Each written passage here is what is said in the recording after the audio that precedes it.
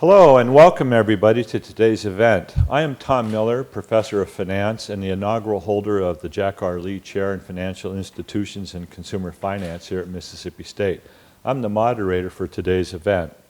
Through the Lee Chair, we welcome distinguished thinkers to Mississippi State's campus to discuss research and current events at the crossroads of law, economics, finance, and regulatory policy. I want to acknowledge Mr. Frank Lee, a distinguished state alum. He has helped me plan, host, and enjoy the Lee speakers over the years. Last year, we resumed our COVID-postponed speaker series when we welcomed back the very first two Lee speakers, Dr. Mark Calabria and Professor Todd Zawicki.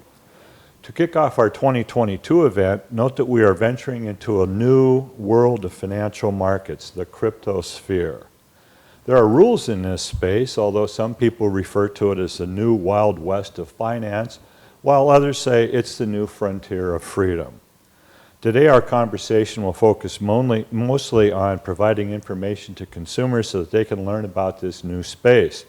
We'll also look at the question of whether consumers are best protected through the centuries-old process of market innovation or through rigorous regulatory oversight, or a combination of these two protections. I will now introduce our guests and briefly list some of their many career accomplishments. On a personal note, it is my distinct honor and privilege to have been able to work directly with and for both of our 2022 guests. I have learned much from them and they have my utmost respect. I know them well, so they're familiar with my various gaffes, blunders, and oversights. On my left is Ms. Hester Peirce. The Honorable Hester M. Peirce was appointed by President Trump to the U.S. Securities and Exchange Commission and was sworn in on January 11, 2018. By the way, if you visit the SEC website, you will be amazed at the number of speeches, comments, and remarks that she has made around the world. Before joining the SEC, Commissioner Peirce conducted research on the regulation of financial markets at the Mercatus Center at George Mason University. She helped prepare many people in advance of their congressional testimony. She is also senior counsel on the U.S. Senate Committee on Banking, Housing, and Urban Affairs, where she advised Ranking Member Richard Shelby and other committee members on various securities issues. Commissioner Peirce served as counsel to SEC Commissioner Paul Atkins. She also worked as staff attorney in the SEC's Division of Investment Management. She clerked for Judge Roger Andewelt on the Court of Federal Claims. Commissioner Peirce earned her bachelor's degree in economics from Case Western Reserve University and her JD from Yale University. To my right is Ms. Kathy Kranginer. The Honorable Kathy Kranginer was nominated by President Trump in June of 2018 as Director of the Consumer Financial Protection Bureau. She was confirmed by the Senate in December of 2018 and led the 1,500-person agency until late January 2021. During her time at the CFPB, she worked diligently on expanding financial inclusion to consumers. Director Kranginer has dedicated her career to public service. Her distinguished public sector career spans senior roles at departments of transportation and at Homeland Security, as well as the Office of Management and Budget. Today, Kathy is the Vice President of Regulatory Affairs at Solidus Labs, where she built and leads the firm's regulatory strategy group. Their work focuses on ways to advance market integrity and responsible innovation in digital asset markets. I had to write that down. Examples of digital securities include the video, or digital assets include the video that we're making today, high-value documents, user accounts on the web, non-fungible tokens, and famously, cryptocurrency tokens. Kathy graduated magna cum laude from Marquette University in political science and history. She then served for 2 years as a Peace Corps volunteer in Ukraine. She received her JD from Georgetown University. Please join me in a hearty welcome, bulldog welcome to our guests on their return to Starkville, Mississippi.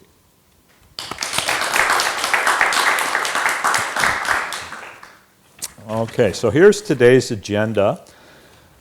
First, each speaker will give us an overview, an opening statement, perhaps an overview of the crypto regulatory landscape from their point of view, especially with respect to some pressing issues facing policymakers in the crypto space.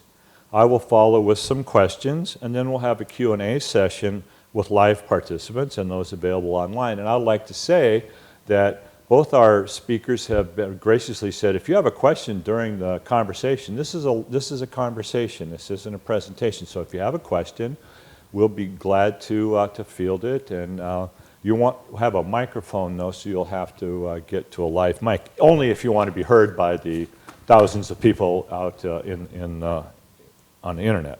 So actually, with that said, I'd like to ask each of our speakers, what are you doing in your current role? That's a big open-ended question, isn't it? It is. Well, Tom, it's great to be here. It's great to be back at Mississippi State. It's wonderful to be here with Kathy. And so I think it's a nice topic, too, because it's one that really is very much at the center of conversation in Washington, D.C. I have to give you my disclaimer. As a regulator, I speak only for myself as a commissioner, not for the Securities and Exchange Commission or the SEC down here, or my fellow commissioners or any other financial regulator. And that is an important disclaimer to make with respect to this particular issue, because I do certainly take a different view to crypto than many of my regulatory colleagues, and I think we'll get into that a little bit more as we talk further today.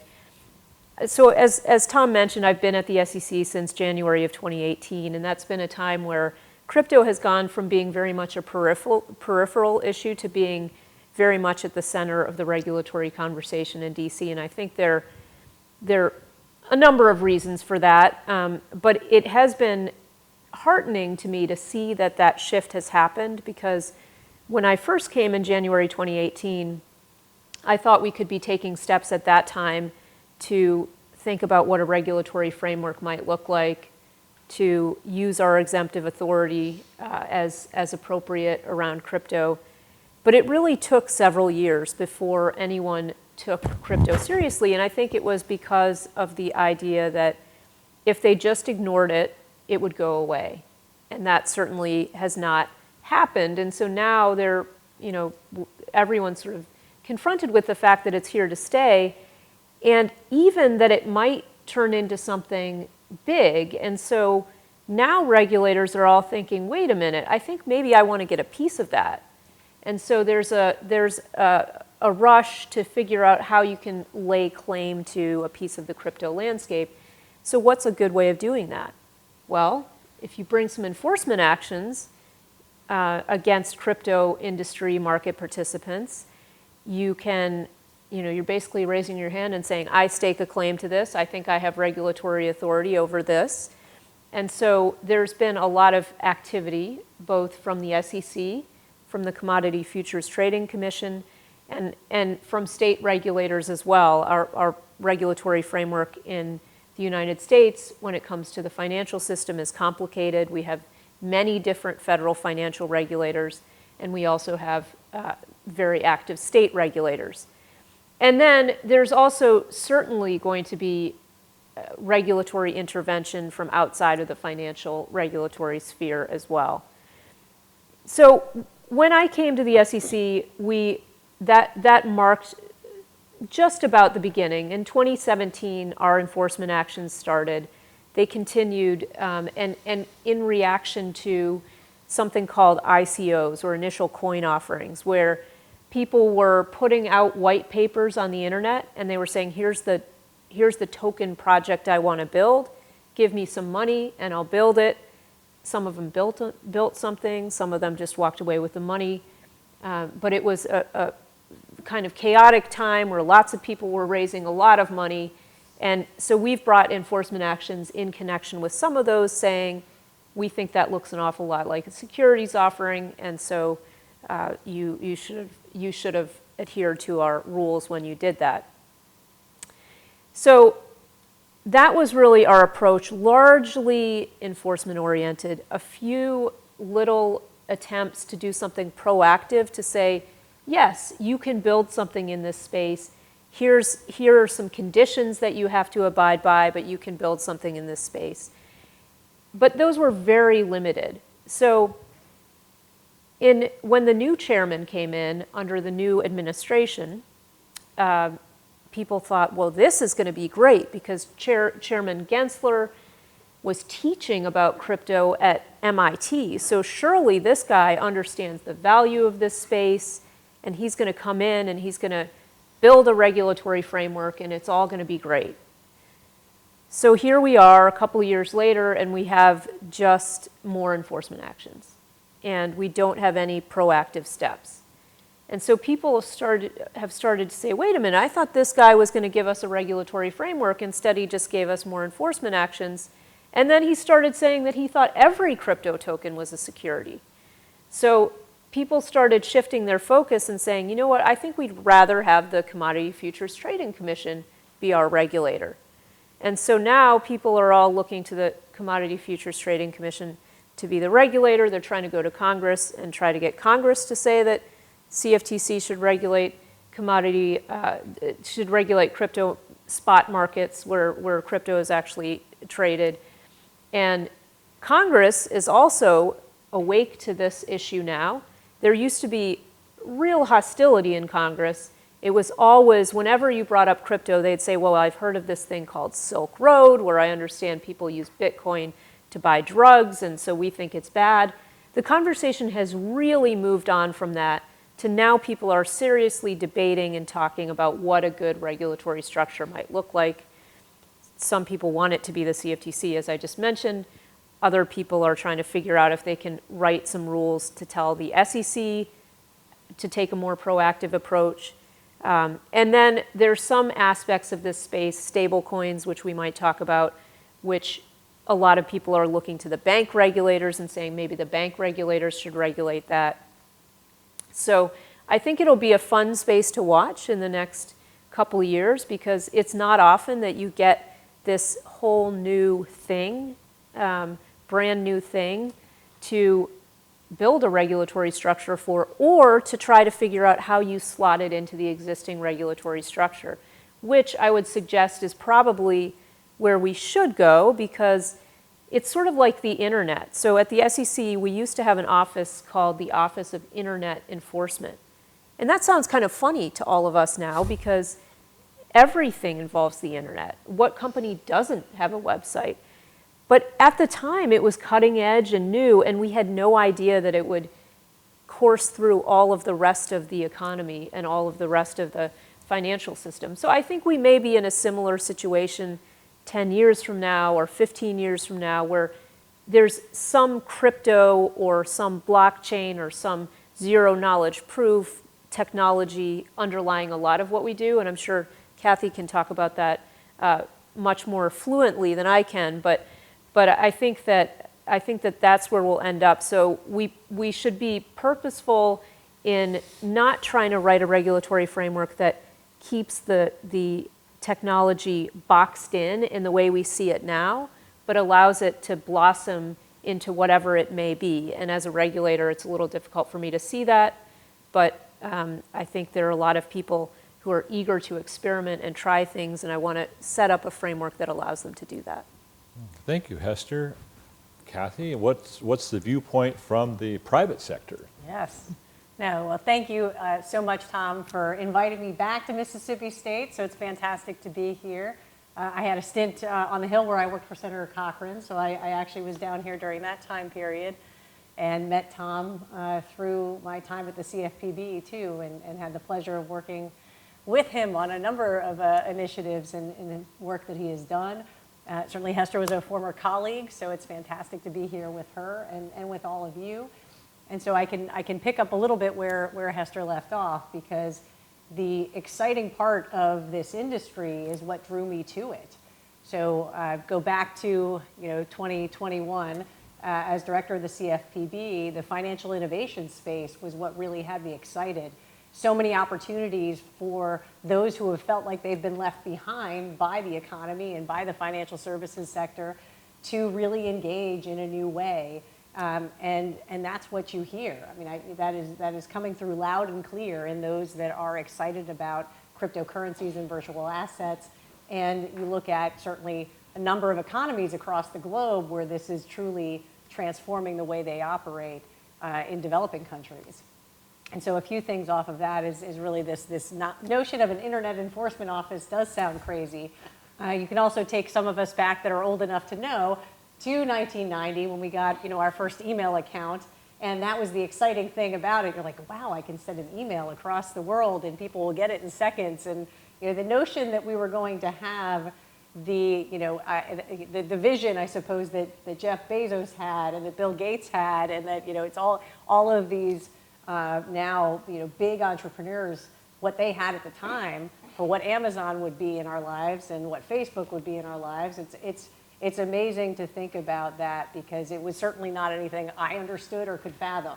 And so you look at the internet and how it permeated every aspect of our life, every sector of the economy and of life. I mean, in terms of how we communicate, implicating telecom regulation, healthcare, how we deal with privacy and our personal information through every sector, and of course, finance, which is what we're here to focus on. But it's worth reminding and talking about that, because part of it is this nexus of technology, finance, and all of the other use cases. Because people approach me all the time saying they don't understand blockchain technology, they don't know what it means, they don't know what cryptocurrencies mean, and the only thing people hear is the trading. They get the marketplaces, but where's the underlying value in some of these assets? What is the asset? And fundamentally, that asset is really helping build the blockchain so that all of these use cases can be built on top of that. And it's exactly like the internet evolution, because it's all of those types of applications that, as I said, I still don't see. I don't know what all of it is. I'm not the technologist building it. But what we have as a situation right now is financial regulators, because some of this activity sure looks a lot like financial services. Some of it absolutely is finance. So there is a need to engage with investor protections, and frankly, there's a cybersecurity nexus to this too with IT. So how do we protect those investors from hacks and from ransomware and from fraud, straight up fraud and scams that are out there? And so that's been a focal point, but we can't lose this innovation opportunity. And it's frankly not all on the financial regulators to be solving this. It's a much larger issue, but then takes you to where we are today. So frankly, it was this conundrum, I guess I'll call it, that excited me about joining this space. As you heard from what Tom threw out there, I ended up being that person that ran in the building during my public sector career. It was always running into the thing that just was kind of the most thorny, I suppose, of issues. I was at the Department of Transportation on 9/11, so the opportunity to really rethink how we do security as a country and as a world, redesigning aviation security. You may have opinions about that. Of course, we're 20 years later. There may be some things that could change again, but thinking about all of those things and thinking about how we use technology to help support all of those new infrastructures. So that's essentially what drew me to the digital asset cryptocurrency space when I left government, because it's also a great opportunity to help frame how do you transform the way we regulate? How do we think about this? And the big technology dimensions that we're grappling with in this country too are very much implicated in the crypto conversation. A lot of discussion about whether software is speech, and again, what does that mean? And that dynamic around software and finance, and where the lines are. So it's an exciting space to be in. I will briefly at least mention what my company does, because again, I'm highly motivated by that. Solidus Labs is really promoting market integrity in the digital asset space, and doing it from a self-regulatory standpoint, working on standards amongst industry participants to think about how we do that. Obviously, being a bridge to regulators, it's a key part of the way finance approaches things. Everything's about what does the prudential regulator think? What does the SEC think? How do we operate in the regulatory sphere we have? So that's what our company does. We're a software as a service. We do risk monitoring and trade surveillance, so helping to identify potential market abuse, spoofing, layering, wash trading, identifying money laundering activity, identifying on-chain some of those scams that people are falling subject to. bunch of things in this space like a rug pull. Basically, people creating smart contracts and deploying them, deploying tokens that allow you to deposit, allow you to buy, but don't allow you to withdraw and don't allow you to sell. That's essentially a rug pull. So they're putting those out there, they're getting people to invest in them or deposit into them, and then walking away with the money. But the beauty of this technology is, one, you can see that. That smart contract code is all out there for the world to see if you're looking at it the right way and with scanners, and stopping people from getting that money out of the system. Because right now it's all on the blockchain. It's in that token or that currency, or being, again, transferred from one wallet to another or traded into another digital asset, but it's still in that ecosystem completely transparently. So how you off-ramp that, you can stop them from actually getting the illicit gains if you're looking for it and preventing it. So that's the kind of thing that our company does, and that I'm excited to be part of the conversation about. Terrific. Well, I think I heard snippets, but I just wanted to follow up a little bit, and I got from both of you that this is an expanding area. And what do you think the future will look like, say, even 5 years from now? This is a very quick evolving space. Do you have any notion of what will be the focus in these markets? I think it's a little hard to predict. I mean, as Kathy said, neither of us comes from a technology background, and so I hate to use my regulatory mind to limit what might happen, but I do think that regulation can play a role in shaping the direction. So one of the areas I'd really like to see some experimentation is within the plumbing of the securities system.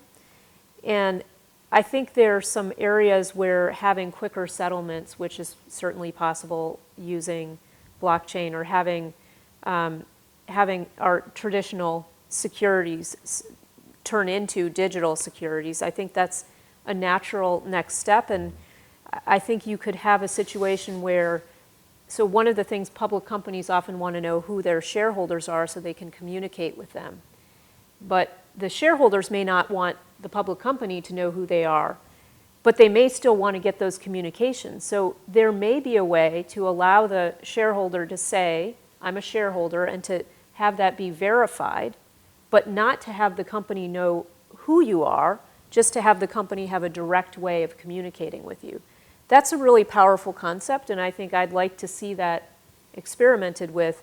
But if we don't allow people to undertake those experiments, then that won't happen. And so far, we've certainly been sending people packing and saying we don't, we've allowed them to do very limited experiments, but we haven't welcomed them into the space. And so I think that's where I'd like to see. I'm sure there are many other uses. I mean, I think digital identity is an interesting use. I think micropayments, I know that's something people talk about a lot, but I do think that's a really interesting use, where if you're a creator of art, or of, if you're a writer, someone can pay you very small amounts. Because if you think about crypto, it is really the next stage, right? You had, what the internet did is it allowed us to transfer information seamlessly and very cheaply from one person to the next, and it opened up this world of information to us at our fingertips, which is so powerful. But the one thing that has been missing is the ability to transfer value from one person to another as seamlessly. And so I think there's really some power there. We think about remittances, for example, from the United States to family back home in a foreign country. That's very expensive. It can be very dangerous for family members back home to actually go to wherever they need to go, the Western Union or a bank or whatever, to get the money. If you could just transfer it to someone's cell phone, that could be quite interesting. Or quite cheap and actually revolutionary for those families. It could be a real safety innovation. So those are some of the things I think about. I'm curious to hear Kathy's take on that, because she's much closer to the actual technologists. Oh, but at the same time, I can sympathize with Hester's perspective, because I'm definitely in a place where I'm in awe of what they continue to come up with and think about. But Just building on what you outlined, definitely, and I was going to go to cross-border payments and remittances too, but most of us, when we are involved in payment, we don't even think about the fact that the money actually, until it's actually settled and cleared, didn't move, and it's several days, in fact. And so all of that apparatus of intermediaries and the number of players involved in that infrastructure in our current financial system is cost. That's what it is, plain and simple. Then you also obviously have some risks that regulators appropriately are trying to mitigate and build, but the entire thing was built around that fact that real time wasn't possible, and therefore there are risks, and therefore we've got to actually address, the counterparty dynamics and ensure the money's there and all of these other things. With blockchain technology, it's literally built into the smart contract. So one thing does, money does not move until the other side meets the conditions. The conditions are set and agreed to. So think of all of that contract negotiation. It's already, pre-negotiated into the code, and it happens simultaneously, once all the conditions have been met. And so it is kind of mind-blowing when you put your hat on of this is the way the system operates. And again, you can see the players whose incumbent interests are harmed by the potential for what this change means. And what I'm always encouraged by is the companies that see it as opportunity, because there is opportunity there for everyone. I mean, certainly those big financial players today, there is huge opportunity for them in terms of cost savings and the ability to invest in other areas. So I do think that the transformation of the infrastructure of finance is very real, but regulators also have to get their heads around that as well. There are new risks here and dimensions of things with how fast it can move. And so thinking about that and putting that in place. But in terms of 5 years, I mean, I also hope, and I know we'll get into it in a second too, in terms of Congress's role here, but I think when we just look at the US alone, real opportunity to rethink the way the regulatory system works, rethink the authorities, look at the opportunities again for agencies to approach this in a smart way and for Congress to actually get involved. So my hope in 5 years is basically that there are some changes in statute that will, again, support the innovation and make more clear some of the things that are holding things up. So can I build off something Of Kathy said? course. So I think that this idea of taking risks out of the system, yet adding new risks that regulators and market participants have to think about is a really important one.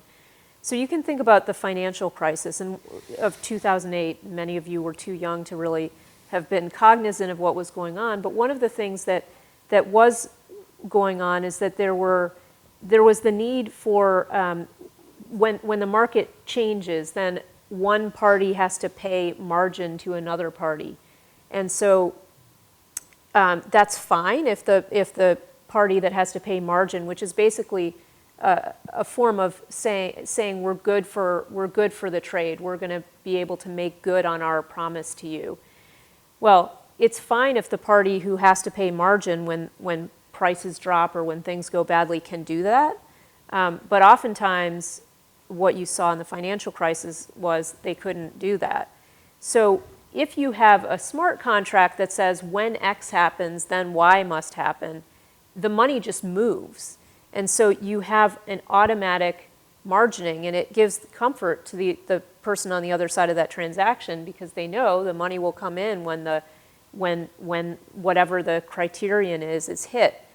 So that's a great thing, and I think that can provide a lot more comfort in the system. But then you think about, wait a minute, what happens if there's a bankruptcy of that party that had to pay the margin? So now that payment's been made, it's done. But in bankruptcy, we often have to go back and reverse transactions that happened. So how do you then reverse that transaction? Because it's already done. So those are the kinds of things I think we have to wrestle with, and it's interesting, but it is challenging also.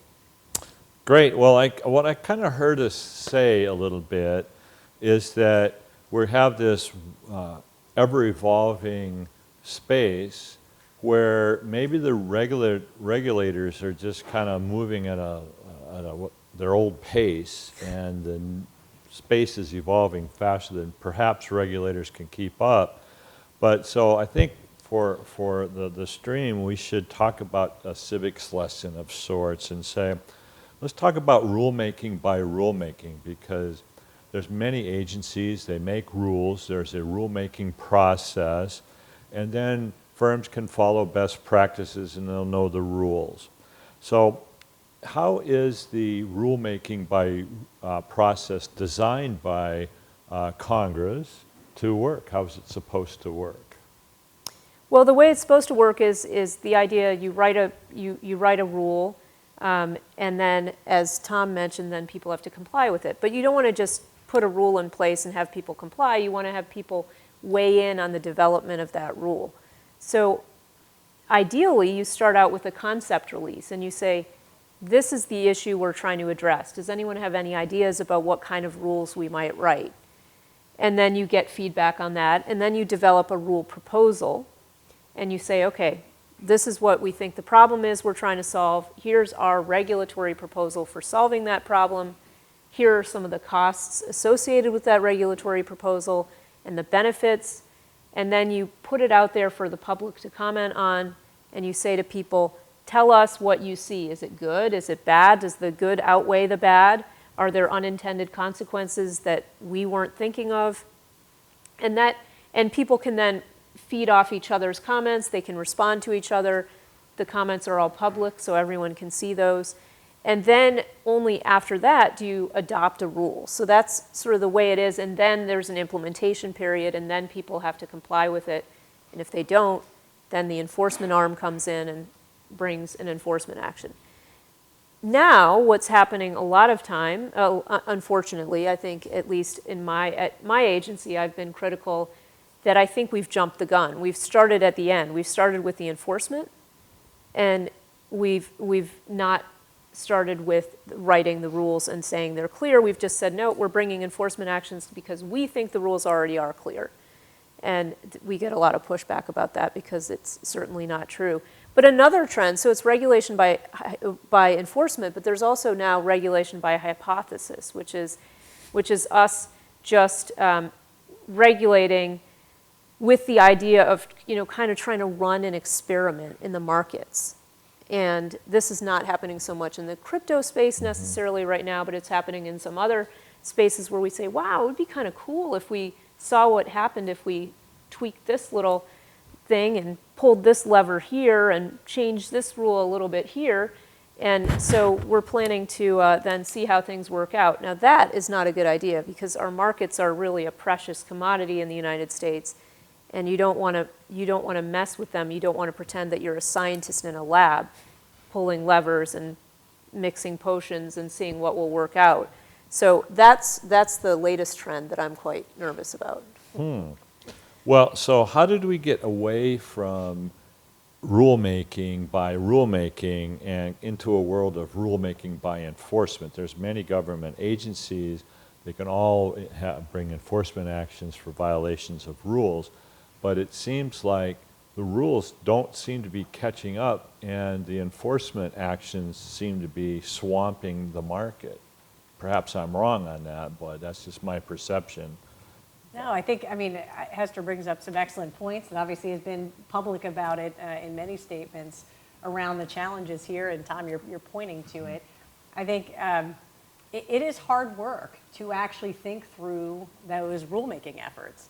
And of course, you are hampered by your current authorities.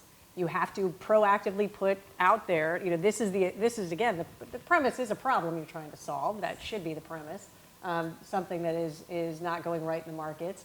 And so there is a problem here. But there's also authority to address that problem. So that's also part of the challenge in this space, is the agency actually, does the agency have the underlying authority to address it? And then going through, what is it? It is a very public, transparent, on purpose process of notice and comment, as Hester laid it out. And that engagement is there, really having to quantify the costs, really having to think about them. Which market participants are affected? What are alternatives? You, in fact, actually have to propose alternatives as part of a cost-benefit analysis. And so it is a rigorous process. It takes time. And I think one of the challenges is the underlying authority. It is slightly easier, though investigations take a long time. So it's not actually an easy path to go down the enforcement road for government agencies, but it is slightly easier, I suppose, than the rulemaking path. And what we're also seeing, I'll go a little step forward, is not even just regulation by enforcement, but asserted authority, in the enforcement actions that's actually tangential to the outcome. I'll give one example. And I know it's something that Hester can't comment on at all, so I'll just look this way to the camera and the audience. But the very real Coinbase, insider trading. I'll use that term not as a legal securities definition, but the Justice Department brought wire fraud charges against the individuals that were implicated. Excellent case. Wrongdoing you should go after. The insider trading case brought by the SEC was asserting that tokens are securities, but never seeking to prove that, and had never prior declared that. But it's just stated as a fact in the case, going after those individuals for insider trading. And that is hugely problematic, because that in itself is a legal issue that needs to actually have an airing and needs to have a conversation, and frankly could be laid out by rulemaking. So those are the dimensions of this challenge and conversation and problem, and that's why it's, there are many cases being litigated and people submitting amicus briefs and otherwise to these cases, trying to say, hey, there's a supposition here that actually has not been adjudicated or affirmatively determined, and it's kind of a back door, if you will, in those cases that is a heart of a challenge for many in the digital asset space. And something that we need to better define. Yeah, I mean, Kathy brings up, I think you explain that really well, because what happens is that the whole dynamic changes. If you're trying to use an enforcement action, what you have is one person in the room who's the regulator, who has all the leverage and says, I'm about to sue you. And then you have the entity or individual who's getting sued, and the regulator is saying, I think this looks like a security, and the entity or person is saying, well, I really want to get you off my back, so I'll agree to enter into this settlement agreement with you. Nobody else is in the room, so no one else who might have an interest in that is in the room. I'm not in the room. I'm part of the regulator, right? But I'm not in the room having the negotiations. That's the staff at my agency, for example, who answer to the chairman. And so you have a very narrow conversation when what you really want to do, and what Congress wanted us to do when they set out the rules by which we write rules, is to have a broad conversation. So you can end up setting up effectively writing a rule through a settlement negotiation, and that's really problematic. Yeah, I didn't address the settlement point, so that's an excellent addition, because that is the challenge of the enforcement part. Of course, you do have that regulator with all the leverage who then can force the settlement, and that's actually the best outcome as far as the regulator is concerned. But that's the dynamic of regulation by enforcement versus regulation by regulation, because it's not a broad-based rule that applies to all the market participants. Clearly, this is a case-by-case situation, but it does have ripple effects. So is there any hope of getting the rulemaking by enforcement genie back in the bottle and saying we really want to have rulemaking by rulemaking in a time where the markets are moving so quickly?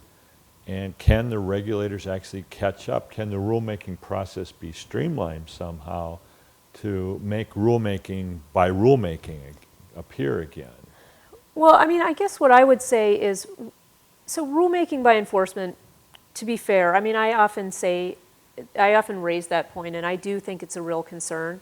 It is in the eye of the beholder somewhat, right? So what I think, the SEC's rules are pretty principles-based at their core. And the idea is, we don't want to tell you exactly how to do something. We want to tell you what our objective is, and we want you to have the freedom to figure out how to achieve that objective.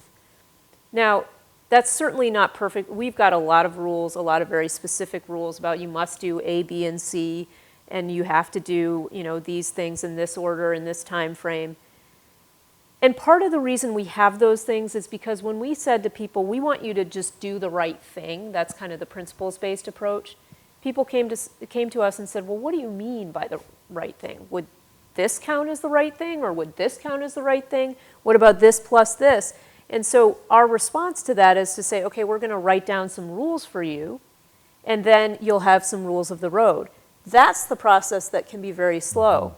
Mm-hmm. If you effectively write more principles-based rules, they should be more evergreen. They should be able to last longer as technology changes, as market practices change. They should be able to accommodate that. But then you still have some gray areas. So it's a tension, and I think what we need to do is we as regulators need to get back to the point of focusing on what are we trying to achieve? What's our end objective? And then going out and talking to industry and saying to them, look, this is what our end objective is. We want to protect investors and consumers. We want to facilitate capital formation. We want to have integrity in the marketplace. Let's work together to set up a framework that makes sure we can achieve those objectives, but also allows you to do what it is you're trying to do. Excellent. Okay, let's pivot a little bit. Well, if I just, going to ask Hester a question, because I've heard her talk a lot about it in the past, about the value of innovation. And so how do we let the market innovate and yet still protect consumers? I mean, the regulator is always looking for ways to protect consumers, but markets flourish through innovation. So how do regulators walk that tightrope, if you will? Yeah, I mean, I tend to be on the side of if people are wanting to come in and try something new, we should figure out a way for that to happen. We can try to do that in a protected environment. And maybe I should kick it over to Kathy, really, because I think different agencies have tried different approaches. We have a FinHub, which is kind of an Office of Financial Technology and Innovation, which has been pretty limited in its success, I think, so far. I mean, they're great in terms of not knowing about financial technology, but actually moving forward to getting to a place where you can work with people to build exemptions so they can try experiments. That's something that we haven't done as well. I think Kathy thought a lot about that in her role as head of the CFPB, so maybe I'll kick that back over to you. Thank you. We definitely did, and I know that's been a bit reframed under my successor, but I do believe in it in terms of the opportunity for that. And frankly, those companies that are willing to actually come into the regulator and sit down and talk about these things, those are not the companies that you need to be worried about, frankly, in general. Again, these are always generalized statements, but in general, that's the case. So how do we grapple with some of these very real challenges that Hester outlined as companies come in and say, okay, how do we meet a principles-based rule? Does this comply? Does that comply? As technology changes in the way to engage, how do we think about this? A lot of the things that we were talking about is the use of AI, in credit decisioning, which is definitely complex and not without controversy, certainly, but companies that wanted to try it again to bring, to eliminate, individual bias, as we, so many of the rules around fair lending were built up around the bias of that, lending officer at the bank who was making decisions based on their own biases. So how do we actually get that bias out? Of course, it's impossible to get human bias out of any machine as well, because we're the ones who built it. But there are ways to obviously think about this, and there are some opportunities in AI, particularly when you use the AI decisioning to actually allow more people in rather than as a means to obviously discount individuals, which is what most of them were proposing. So it's really that opportunity to have a dialogue is what our Financial Innovation Office at the CFPB was about, and very much of in keeping with principles-based regulation to say the principle is what we care about. That's what you need to meet. Okay, let's talk about what could be tried. Say it was something that the FCA in the UK actually was really the generator of this regulatory sandbox. And now, unfortunately, the word sandbox became just a bad word in this space, so you can't call it a sandbox anymore. But I still think, again, the concept, whatever you call it, an opportunity to come in and figure out how the rules can be made to apply to this innovation, that's the concept. It's not a place where you just get to have a free-for-all that's blessed by the regulator. That's not going to happen. So those conversations, I think, are incredibly valuable. And I would add to it disclosures, which I meant to mention earlier. Disclosures are the fundamental basis of consumer protection. That's how you do it, investor protection. It's how do we ensure that those average consumers and investors have the information that they need to make the best decisions for themselves, given investment is a risk, so understanding the risks. There's a real opportunity in the technology to actually start catering the disclosures to that individual, assessing how much they understand about blockchain technology, for example, how much they understand about the risks. And if you start to do that, you can open things up. Because right now, a lot of the investments are limited to accredited investors. And what is that about? That's literally about how much wealth you have. That's the only criteria. And there are also questions as to how that wealth is even calculated, about whether or not that accredited investor should be an accredited investor. But it leaves a lot of people out in terms of accessibility. And I'll say in the blockchain space, you've got a lot of very tech-savvy people who do, in fact, understand the risk of what they're engaging with. So that's the kind of idea of how you could use really that financial innovation structure to understand better what the regulatory implications are and decisions are, and how to design it better. Okay, we actually have a question from the internet, and it's for you, Kathy, and it's concerning Congress. And what kind of congressional legislation do you think should be implemented to help move the space forward?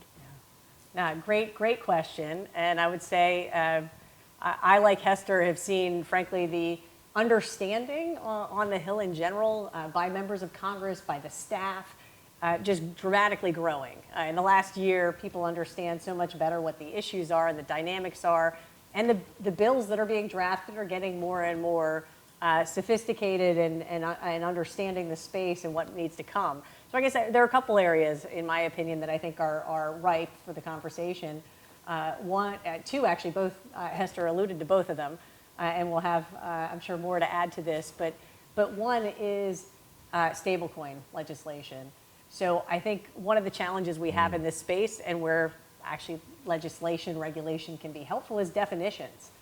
You hear the term stablecoin, and your assumption would be that it's in fact stable, and that it has reserves backing it, and that you can rely on that.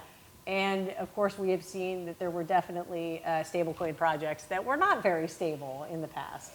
So understanding that, what the reserve standards should be, how they should be regulated by whom, whether non-banks, I think the answer is yes, but one of the things being debated is banks versus non-banks issuing stable coins, and what that would mean in terms of capital, again, requirements and reserve requirements for those stable coins. So that is an area where Congress is actually grappling with and thinking about it, and it's a big infrastructure piece for the ecosystem. Really, the stable coins are the ways to bridge the different blockchains and different tokens, and being able to actually move across the ecosystem. So it's a big part of the infrastructure, one area. Mm-hmm. And the second, I would say, is the definitions around commodity security. What is the SECs and the CFTCs? I came into the industry saying, we shouldn't really continue to think that's the biggest issue, but no one's dropping it. So I'll just say it just, some point or another, needs to be settled. And there are obviously some bills that are talking about spot market oversight by the CFTC. So I think that's another area where it would help the space. But the last thing I'd add is the industry is not united on these things. And it is a challenging dimension for policymakers to be weighing in when they don't get a clear response from the industry, and get some very legitimate differing answers from the industry. And that's I think, why we probably are not at a place, in my opinion, where Congress can move forward fast, but Congress's engagement is incredibly useful. Okay, great. So I know you're in the private sector now with Solidus, but you're in a unique position to answer my question that I have. Is that, we're in the Fifth Circuit here in Mississippi. There's a recent ruling by the Fifth Circuit that said essentially that the funding process of the CFPB is unconstitutional, which renders all kinds of things that, well, what does that mean? Does that mean the agency is unconstitutional? Does that mean the rulings that have been put down are unconstitutional? How about enforcements that have been made and settled by the agency? So I just would like you to just give us what your opinion and thoughts are on that now that you can speak freely and you don't have any fetters. Well, I have many thoughts about this, Yeah. but in terms of what I'll share to a broad audience, I would say it's two things. One is that I worked for the Appropriations Committee. As I started out saying it, I worked for Senator Cochran and Senator Shelby at various stages, and House members too. And so I do believe in the appropriations process. For one reason or another, Congress obviously wrote the Dodd-Frank Act deciding that the CFPB should not be subject to appropriations. I see the benefits from a constitutional standpoint of the power of the purse and Congress exercising that. So I'll leave that with the judiciary in terms of how they play that out, but I certainly am a believer in that power of the purse exercising that and the role in terms of checks and balances between the branches. The second thing I would say is that I am a believer in good government. That's what I want to see happen, functioning good government.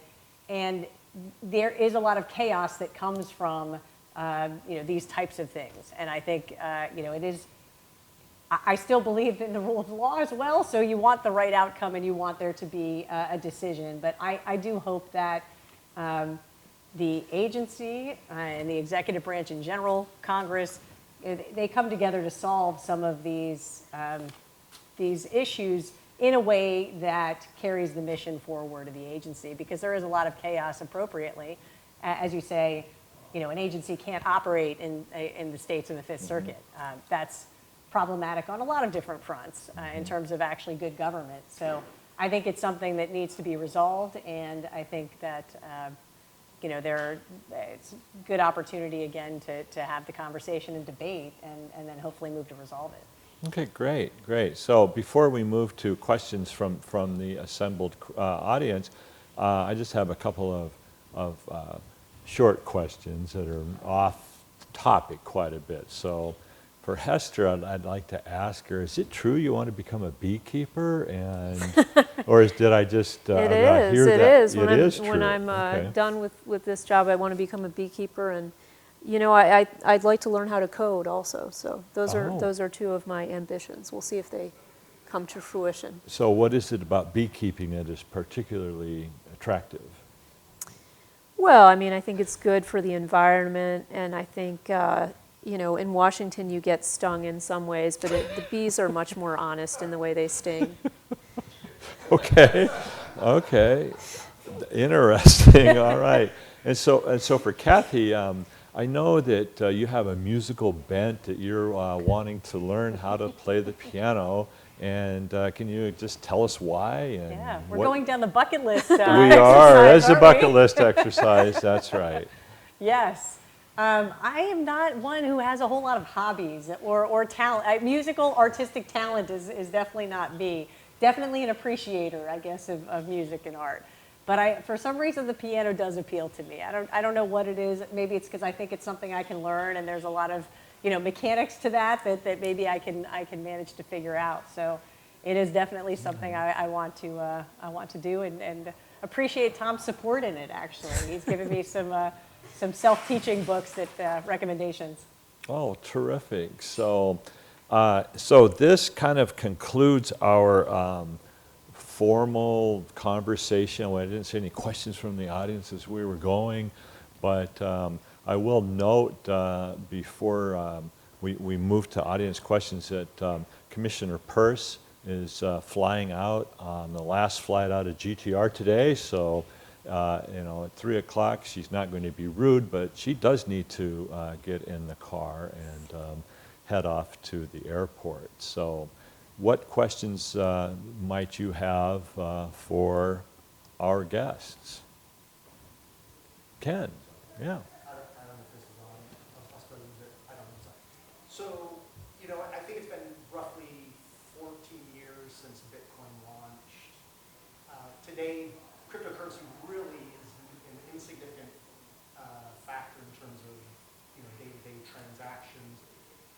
You know, it seems like with the pending launch of FedNow and then I think the inevitability of central bank digital coins, I honestly don't see much of a future in cryptocurrency other than what it has right now, which, you know, seems to be more speculative. It accommodates a little bit of transactions, but not much. I was curious, what's your sort of take on how FedNow and the digital coins issued by central banks might impact the market?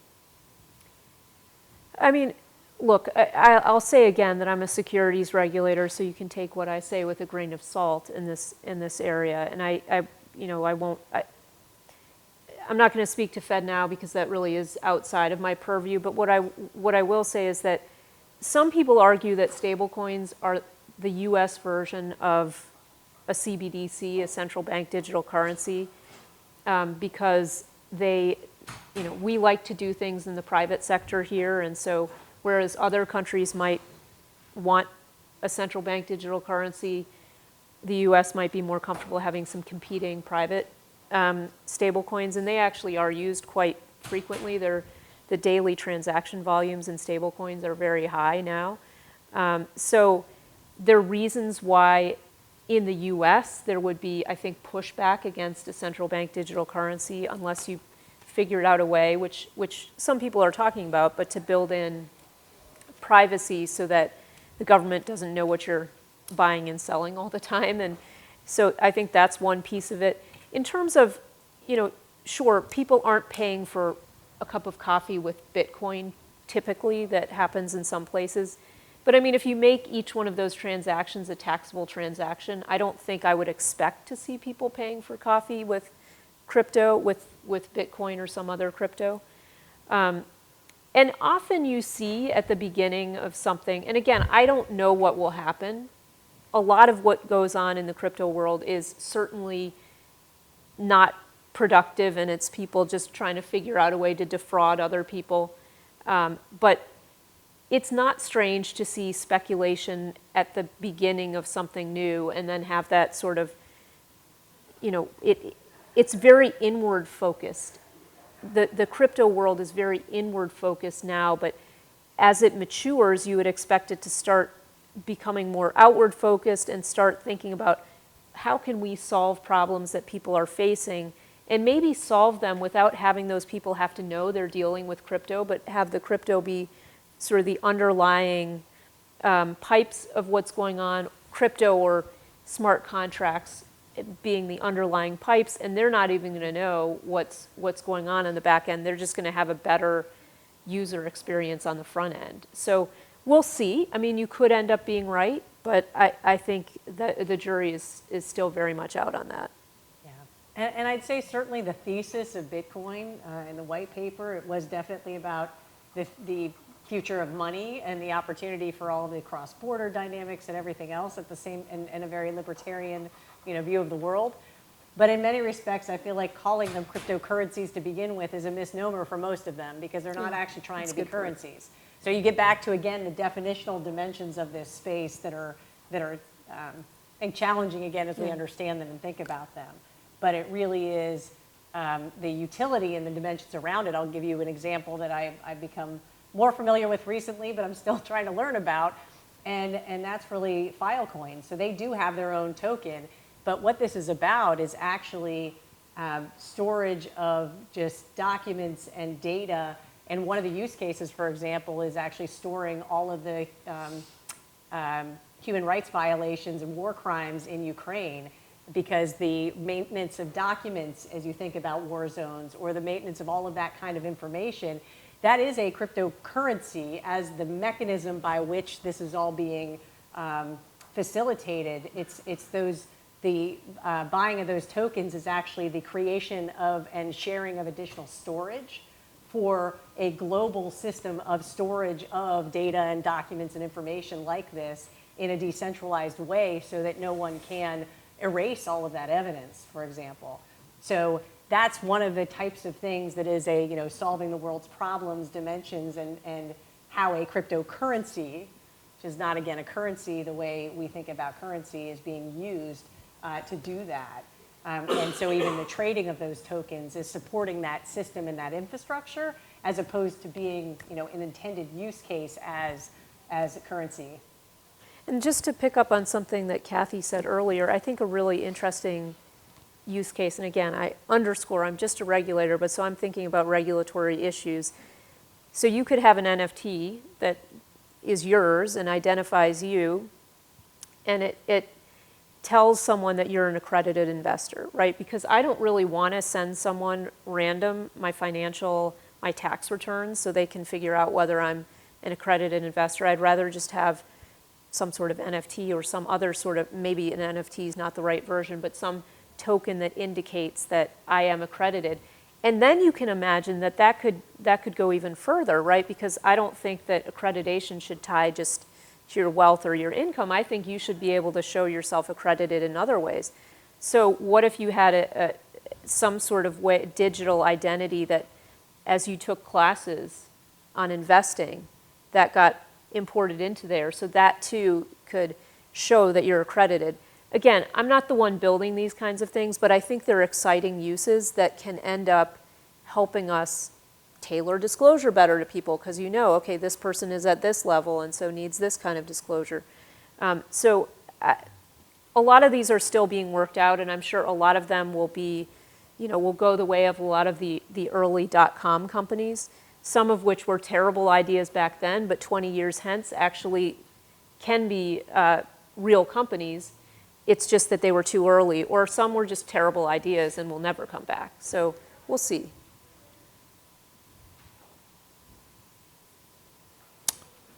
Other questions from the crowd? I still have a few. I have many questions. But yeah, go ahead. You make sure it's on for the people at home. You should be heard over the speakers. Or Jacob could tell you.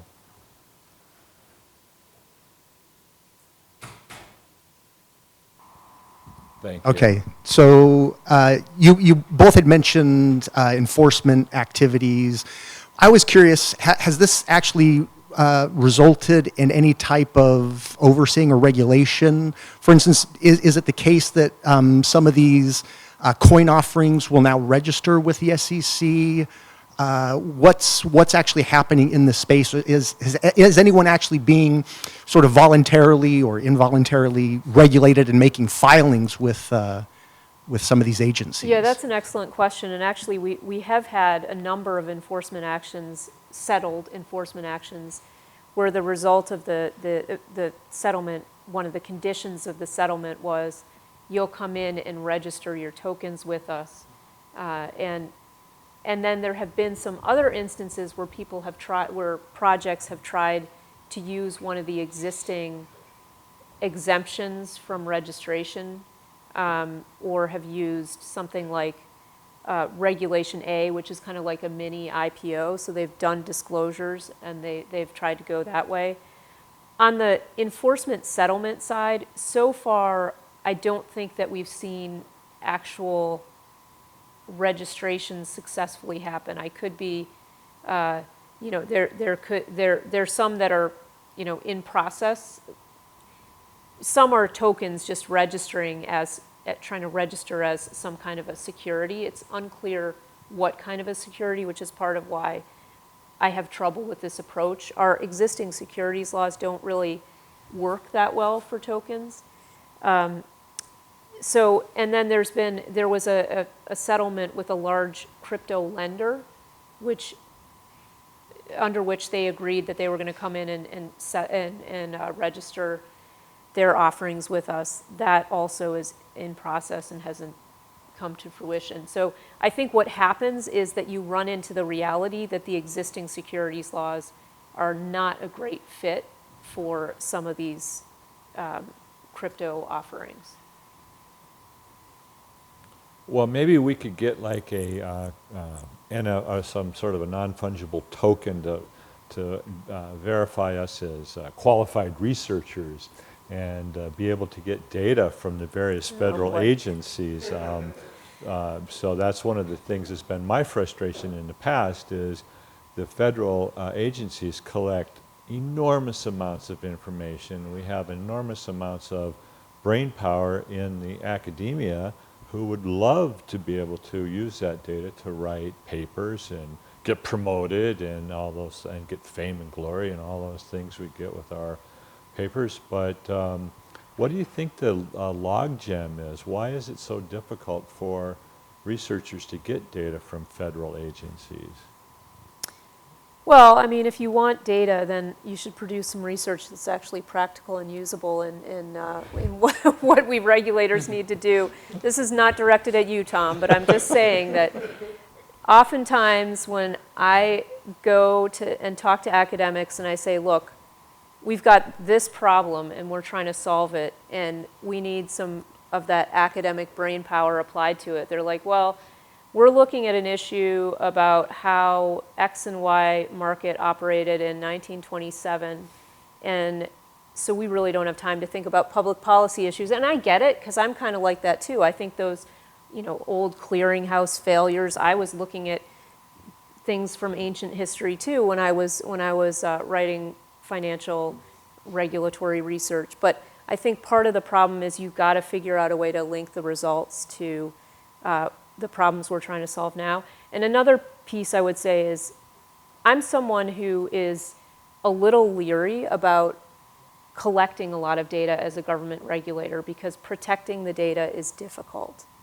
And we often now just collect it because it's so easy for us to do that. It's cheap for us to store it. It's cheap for us to analyze it. But there's often really confidential personal and business confidential information in there. And so we have to be really careful collecting it, but we also have to be really careful shipping it off to academics to use. Now, there are ways to do that, I agree. And I think the Office of Financial Research, that was kind of one of their mandates to think about that. But we have to do it in a careful way. We also do have academics who come to the SEC, so let me put a plug in for that. People can come for short-term periods to the SEC and work with the data when they're there. And so that's a way to keep them within make sure that the data are protected, but also give them access. Okay. Yeah, I will say that the SEC absolutely has a lot of data on obviously what's happening in trading markets. But if you go back to the CFPB side, some of it was that the data that we had, we actually bought. I mean, that's at the end of the line, it's some of the parameters around that information because it wasn't something that we had mass collection on. And again, for the same reasons that Hester outlined, I was very judicious about the data that we would buy because it had to be for a particular purpose, to understand a particular problem or issue, and really look at that in a concerted way. And we actually had academics that helped us on those projects that were very much driven by the public policy considerations that we were thinking about at the time. And the other thing is, but there are some challenges here around some of the market data.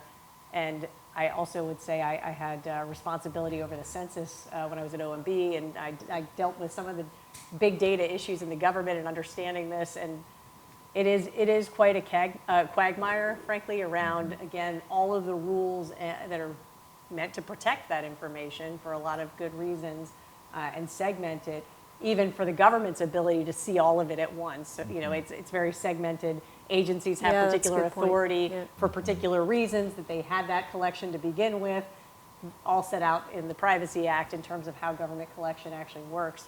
So that is, it's definitely a challenging issue, but I think I also thought there was a lot that was available in the private sector if only, we could understand it.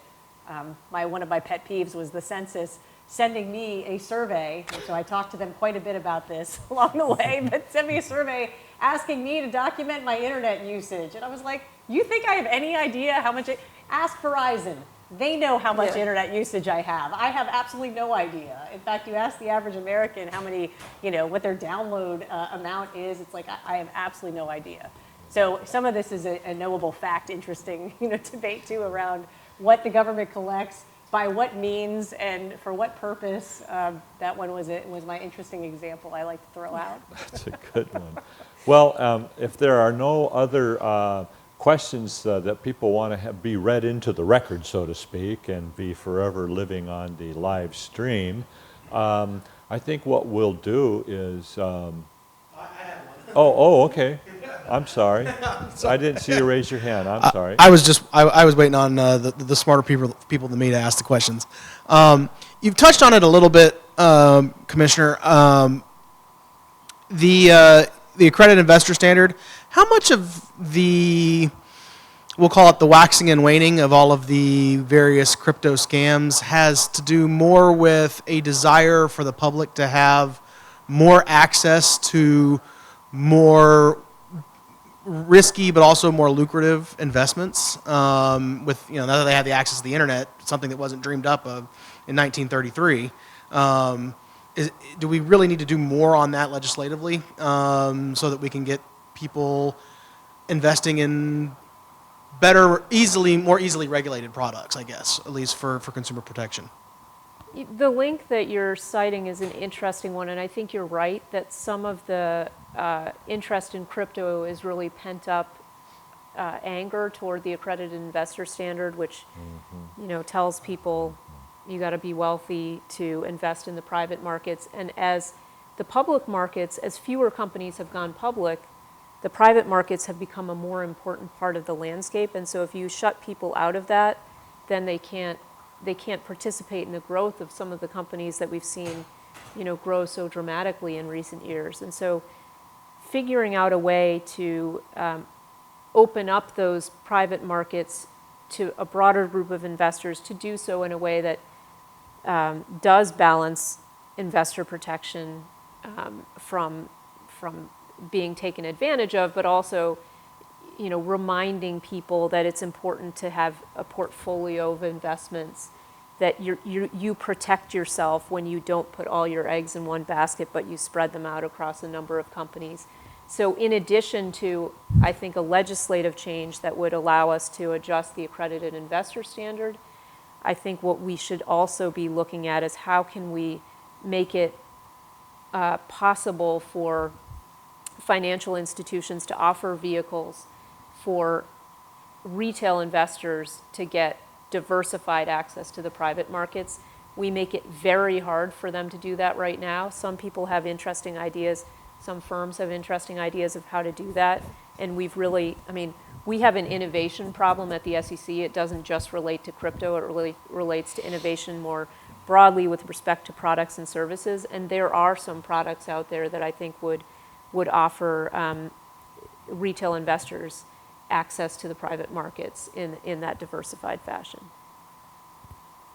Okay, thank you. So I apologize for not seeing one of our guests with a question, but I do think because of our time constraints for the commissioner that people like to mill around and ask questions that aren't read into the record, so perhaps we will stop the live stream now and adjourn to milling around, unless, is there another?